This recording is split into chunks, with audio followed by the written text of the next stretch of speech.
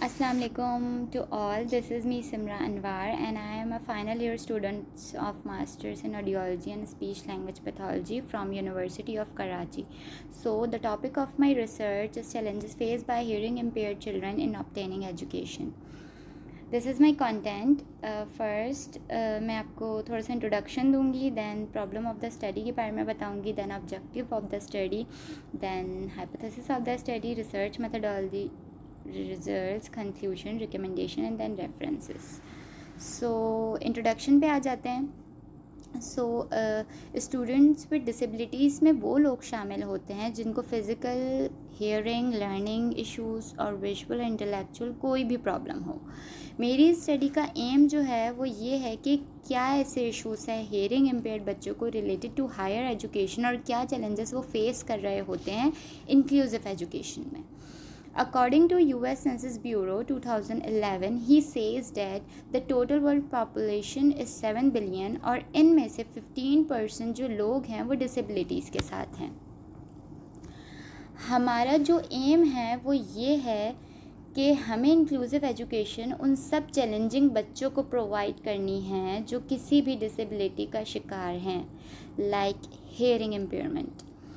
कुछ hearing impaired बच्चों के पास रेजिड्यूअल हेयरिंग होती है. सो थ्रू हेयरिंग एड्स और एम्प्लीफिकेशन डिवाइसेस के थ्रू वो सुन सकते हैं, बल्कि बहुत बेहतर सुन सकते हैं और क्लास में अच्छी तरह पार्टिसिपेट कर सकते हैं.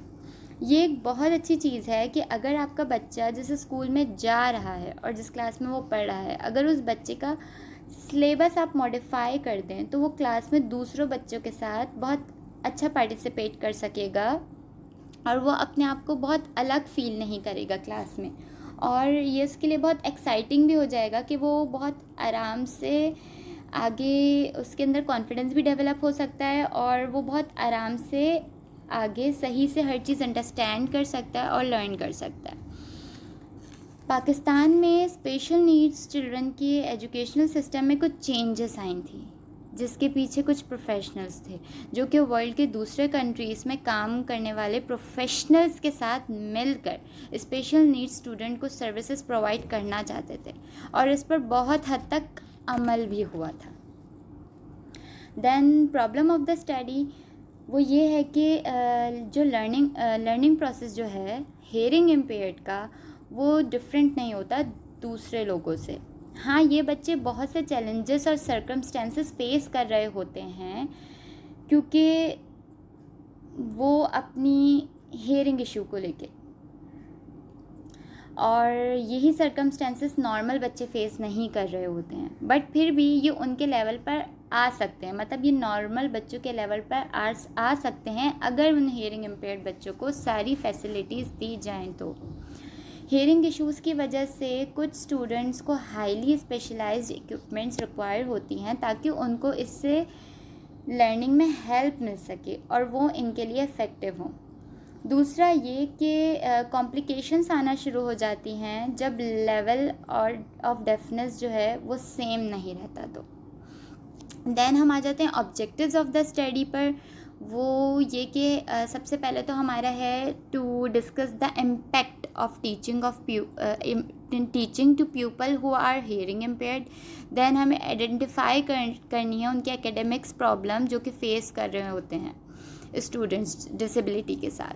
यहाँ डिसेबिलिटीज़ मैंने मेंशन किया है, वैसे हेयरिंग इम्पेयरमेंट के साथ.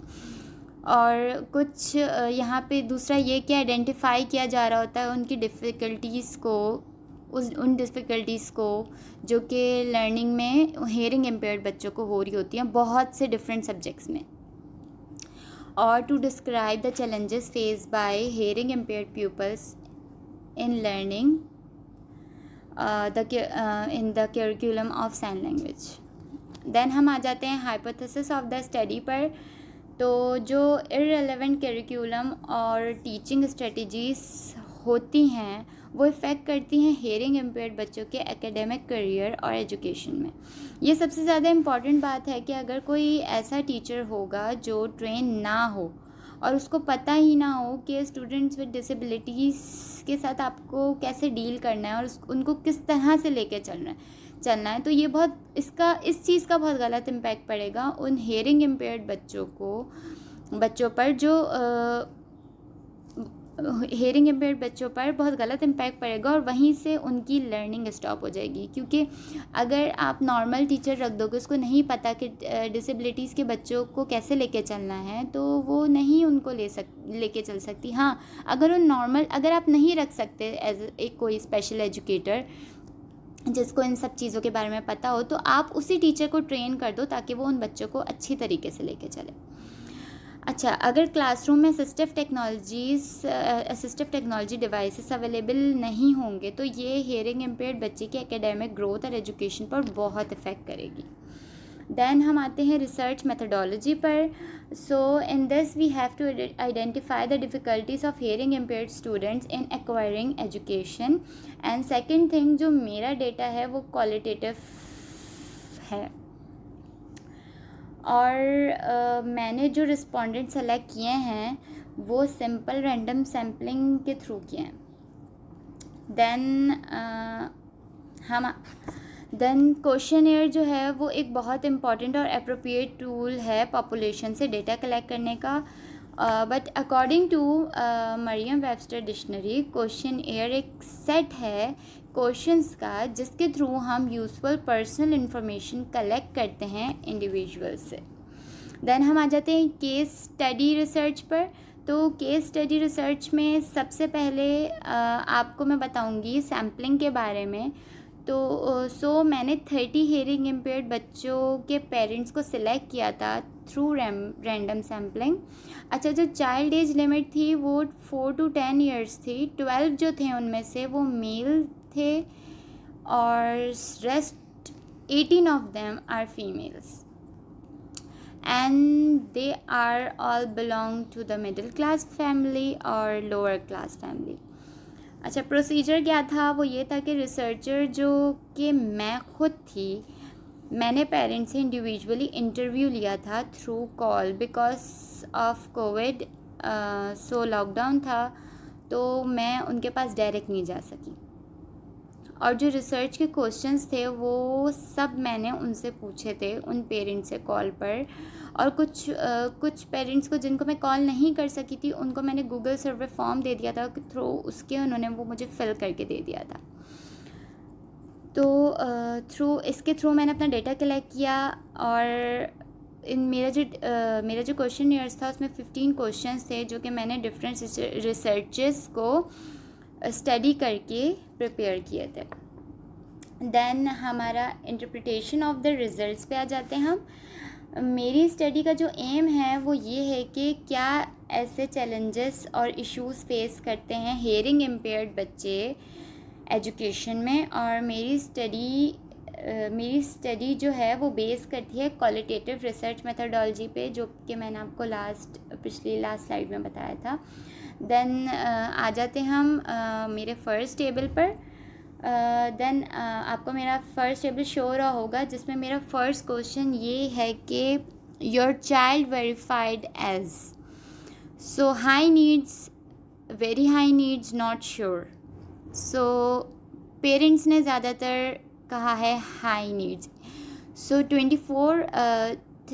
24 आउट ऑफ 30 पेरेंट्स ने रिस्पॉन्ड किया है that their child verified this year age high needs. Then हम आ जाते हैं अपने टेबल नंबर 2 पे। तो सेकंड क्वेश्चन मेरा ये था कि क्या आपका बच्चा जो है वो फील करता है बिलोंगिंगनेस क्लासरूम से जब कोई लेसन प्रोवाइड किया जा रहा हो during lesson time. Okay, so 30 out of 30% parents ने रिप्लाई किया है कि their child feel a part to the classroom. Then table number 3 पे आ जाते हैं, schools placement your child has attended. मतलब कितने स्कूल जो हैं बच्चे का आपने चेंज कराए हैं, ये कितने स्कूल चेंज हो चुके हैं उसके now and previous. So 24% parents ने रिप्लाई किया कि बच्चे जो है हमारे मेन स्ट्रीम स्कूल में पढ़ रहे हैं और स्पेशल और नॉर्मल बोथ, मतलब इंक्लूसिव सेटअप भी कहते हैं हम इसको। देन हम आ जाते हैं अपने टेबल नंबर 4 पे। उसका मेरा क्वेश्चन है कि how many different schools has your child attended together if more than one primary और secondary school, why did your child change school. आपके बच्चे ने एक या एक से ज़्यादा स्कूल में कितने स्कूल्स में आपके बच्चे ने अब तक पढ़ा है और आपने क्यों, मतलब किस वजह से उसका स्कूल चेंज करा है। तो 12% पेरेंट्स ने रिप्लाई किया है कि वो प्रीवियस स्कूल से सेटिस्फाई नहीं थे। 6% लोगों ने बोला है कि ये उनका फर्स्ट स्कूल है जिसमें ये पढ़ रहे हैं, और 6% लोगों ने ये कहा है कि not shifted to any school, and 6% लोगों ने कहा है नॉट चेंज्ड। देन जो सबसे ज़्यादा 40% रहा है वो ये not satisfy with support at previous school. तो 30 आउट ऑफ 12 पेरेंट्स ने रिप्लाई किया है कि देयर चाइल्ड अटेंडेड वन और more school because parents didn't satisfy with previous school. Then मेरा नेक्स्ट क्वेश्चन है question 5, how does your child communicate to other people. आपका बच्चा किस तरह कम्युनिकेट करता है दूसरे लोगों से या घर में भी दूसरे लोगों से। तो 6 रिस्पॉन्डेड थे, मतलब 20% लोगों ने कहा है कि साइन लैंग्वेज, 20% लोगों पेरेंट्स ने कहा है कि बोल कर, 40% पेरेंट्स ने कहा है लिप रीडिंग, एंड 20% लोगों ने कहा है साइन और स्पीक बोथ। सो इस तरह 12 out of 30 parents responded that their child mostly comfortable communicate through lip reading easily. Then अपने टेबल 6 पे आते हैं। सो क्वेश्चन हमारा 6 है, did you and your family sign to your children. क्या आप या आपकी फैमिली मेम्बर में से कोई भी आपके बच्चे के साथ साइन लैंग्वेज यूज़ करता है। तो 12% मतलब 12 रिस्पॉन्डेड और 40% लोगों ने कहा है कि yes but some of the time. 6% लोगों ने कहा है पहले करते थे बट अब इतनी नहीं करते, और 40% लोगों ने पेरेंट्स से फिर रिस्पॉन्ड किया है कि नो, बिल्कुल ही नहीं यूज़ करते sign language. Then question number 7 पे आ जाते हैं कि your child use sign language in class. क्या आपका बच्चा साइन लैंग्वेज यूज़ करता है क्लास में, क्योंकि जाहिर है और दूसरे बच्चे भी होते हैं क्लास में जो साइन लैंग्वेज यूज़ करते होंगे या जो हेयरिंग इम्पेयरमेंट होंगे। तो 18 रिस्पॉन्डेड और 60% लोगों ने कहा yes some of the time, और वही बात before but not any more 20% लोगों ने कहा। 6 रिस्पॉन्डेड 20% लोगों ने यही कहा है कि नो, बिल्कुल भी नहीं करता। तो 18 आउट ऑफ 30 पेरेंट्स ने रिस्पॉन्ड किया है कि yes some of the time their child use sign language in the class. Then आ जाते हैं हम अपने क्वेश्चन 8 पर। सो वो ये है कि if your child use sign language, how adequate were the opportunities and support provided for you and your family to learn sign language।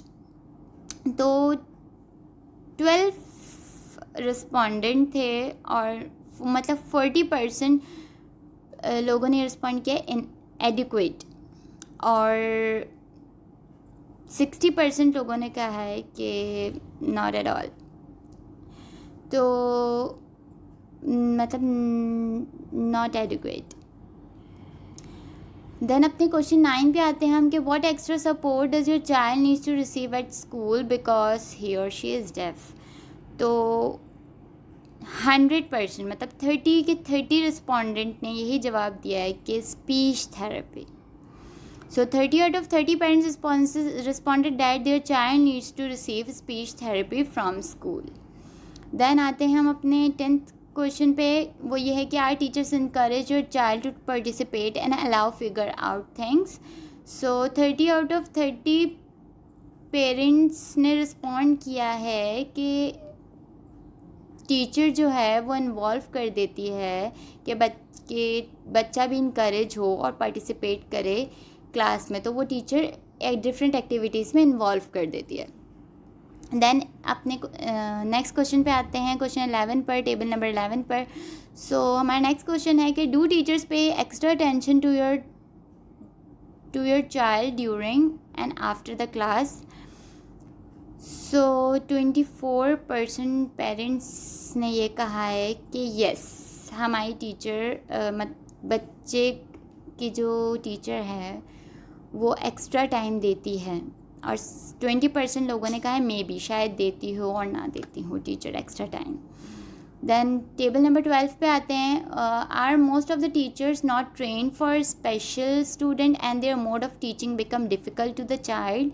सो 60% लोगों ने ये कहा, डिसएग्री किया है इससे. 20% लोगों ने कहा है हाँ और ना, न्यूट्रल है. 20% लोग एग्री हैं इस बात से. So 18 out of 30 parents are disagree to this, that it is not necessary that the child are specially trained to their child. Then 13 table पे आते हैं. तो नेक्स्ट क्वेश्चन मेरा ये कि do the teachers feel concern about the hearing impairment.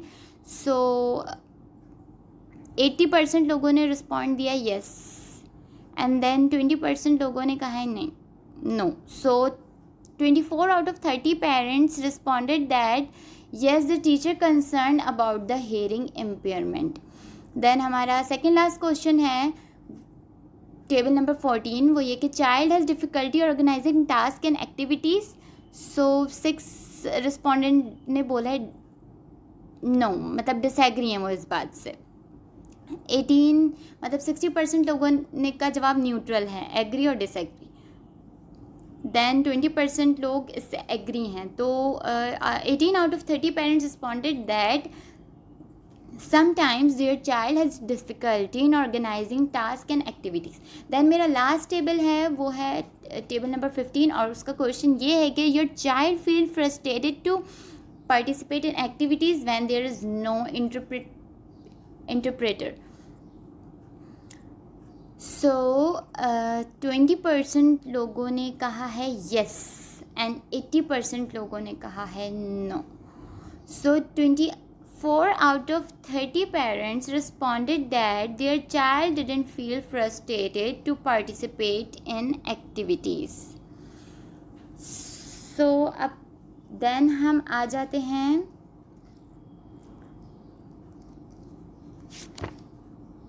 अपने recommendations पे, conclusion पे आते हैं. देन कंक्लूजन यही है हमारा कि हमारी जो स्टडी है वो एम करती है, उसका एम जो है वो ये है कि क्या ऐसी प्रॉब्लम्स हैं जो फेस कर रहे होते हैं हेयरिंग इम्पेयर्ड चिल्ड्रन एजुकेशन में. और 30 इसमें जो है 30 हेयरिंग इम्पेयर्ड स्टूडेंट्स के पेरेंट्स जो है सेलेक्ट किए थे हमने थ्रू रैंडम सैम्पलिंग, और डेटा जो है कलेक्ट किया था पेरेंट्स से हमने कि उसकी क्या, और फिर हमने उसका रिज़ल्ट देखा कि उसकी क्या फाइंडिंग्स आई हमारे पास. देन हमारा जो एग्जिस्टिंग करिकुलम है वो मैच नहीं करता नीड डिसेबिलिटीज़ उन बच्चों के लिहाज से जो कि डिसेबल हैं. तो करिकुलम हमें थोड़ा सा चेंज करना पड़ेगा क्योंकि हमारा करिकुलम उन हेयरिंग इम्पेयर्ड बच्चों की नीड्स के मुताबिक नहीं है. देन हेयरिंग इम्पेयर्ड जो हैं वो फेस कर रहे होते हैं बहुत सी प्रॉब्लम्स, क्योंकि असिस्टिव्स हमारे पास टेक्नोलॉजी और असिस्टिव डिवाइसेस नहीं होते क्लासरूम्स में. और स्टूडेंट्स जो हैं जो कि स्टूडेंट्स विदाउट हेयरिंग इम्पेयरमेंट, मतलब जो नॉर्मल बच्चे हैं, उनका जो बिहेवियर है वो पोलाइट नहीं है हेयरिंग इम्पेयर्ड बच्चों के साथ, और उनका एटीट्यूड भी बहुत चेंज है उनके साथ. मतलब वो पार्टिसिपेट नहीं करते उनके साथ, पेयरिंग नहीं है उनकी डिसेबल बच्चों के साथ.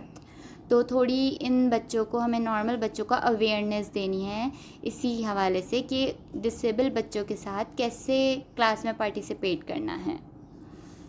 देन जो हमारा एग्जिस्टिंग एग्ज़ामिनेशन है उसका सिस्टम जो है वो थोड़ा सा हमें चेंज करना पड़ेगा क्योंकि वो हेयरिंग इम्पेयर्ड स्टूडेंट्स के हिसाब से नहीं है. देन रिकमेंडेशंस पे आ जाते हैं हम. तो on the basis of following findings are recommended curriculum should be modify, हमें करिकुलम मॉडिफाई करना पड़ेगा हेयरिंग इम्पेयर्ड बच्चों के लिहाज से। दें और असिस्टिव डिवाइसेस जो हैं वो अवेलेबल होनी चाहिए क्लासरूम्स में हेयरिंग इम्पेयर्ड बच्चों के लिए। और हमें जो बच्चों का एटीट्यूड है, नॉर्मल बच्चों का एटीट्यूड है टूवर्ड्स हेयरिंग इम्पेयरमेंट, तो उसको हमें अवेयरनेस कैंपेन्स के थ्रू नॉर्मल बच्चों को अवेयरनेस कैंपेन्स के थ्रू सिखाना पड़ेगा कि आपको हेयरिंग इम्पेयर्ड बच्चों के साथ या कोई भी डिफरेंटली एबल बच्चों के साथ अपना एटीट्यूड कैसा रखना है। We should change existing evaluation system according to the needs of students with hearing impairment. Then input for future researchers, मेरा सिर्फ यही इनपुट है कि जो इस रिसर्च के टॉपिक पर जितनी मैंने रिसर्चेस पढ़ी हैं और देन मैंने भी इस पर थोड़ी बहुत रिसर्च की है, तो इस रिसर्च को और प्रोफेशनल्स की ज़रूरत है ताकि ये रिसर्च और इंफॉर्मेटिव और ऑथेंटिक हो। Then these are my references and thank you so much. जज़ाकल्लाह।